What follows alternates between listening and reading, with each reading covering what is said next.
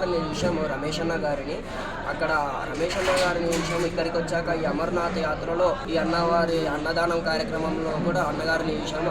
అన్నవారే చేతులతో అందరికీ అన్నదాన కార్యక్రమం నిర్వహించారు. అలాగే మన తెలుగు ప్రజలకు అందరికీ కూడా ఇక్కడే ఉచితంగా ఫుడ్ బెడ్ ఇక్కడే జరుగుతుంది.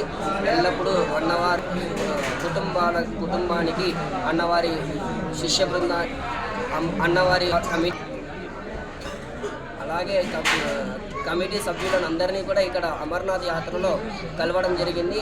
అక్కడ మేము చూసిన సిద్దిపేటలో అన్న వాళ్ళందరినీ సభ్యులందరినీ చూసి ఇక్కడ అమర్నాథ్ యాత్రలో కూడా అన్న వాళ్ళందరినీ చూడడం చాలా ఆనందకరమైన విషయం.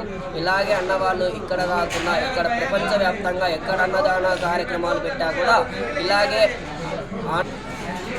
మన ఈ రమేష్ అన్న వాళ్ళ కమిటీ వాళ్ళ సభ్యులు అందరూ కూడా అయోధ్యలో కూడా ఇలా ఎటువంటి అన్ని పుణ్యక్షేత్రాలలో అన్నదాన కార్యక్రమం నిర్వహించారు.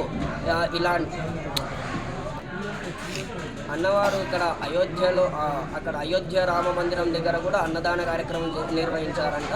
ఇలాగే పుణ్యక్షేత్రాల వద్ద ఎటువంటి పుణ్యక్షేత్రాలు ఉన్నా కానీ అటు పరమేశ్వర అనుగ్రహంతో ఆ అన్నదాన కార్యక్రమం నిర్వహించాలనేసి మనస్ఫూర్తిగా కోరుకుంటూ ఆ పరమేశ్వర అనుగ్రహం ఎల్లప్పుడూ సిద్దిపేట అమర్నాథ్ సేవా సమితి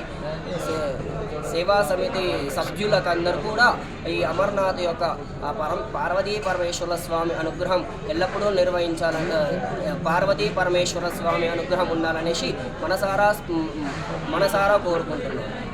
ధన్యవాదాలండి. అదేవిధంగా మా అమర్నాథ్ అన్నదాన సేవా సమితి సభ్యులకు మీరు అందించిన ఆశీర్వాదాలు మాకు ఎంతో శక్తిని అదేవిధంగా భక్తిని పెంపొందిస్తాయని చెప్పి భావిస్తూ మీ అందరికీ కూడా ఇదే విధంగా మీరు ప్రతి మన భారతదేశాన్ని చుట్టి రావాలి. అదేవిధంగా మీరు మరింత యువతకు స్ఫూర్తిదాయకంగా నిలవాలని చెప్పి నేను మనస్ఫూర్తిగా కోరుకుంటున్నాను.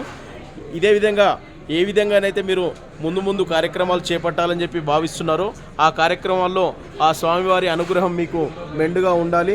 మీరు మరింత మందికి యువతకు ఆదర్శంగా నిలబడాలని చెప్పి మనస్ఫూర్తిగా మరొకసారి కోరుకుంటూ మీరు ఈ కార్యక్రమాన్ని దిగ్విజయంగా పూర్తి చేయాలని చెప్పి భావిస్తూ మీ అందరికీ మరొకసారి మా అమర్నాథ్ అన్నదాన సేవా సమితి ఆధ్వర్యంలో మీకు హృదయపూర్వక ధన్యవాదాలు, అభినందనలు.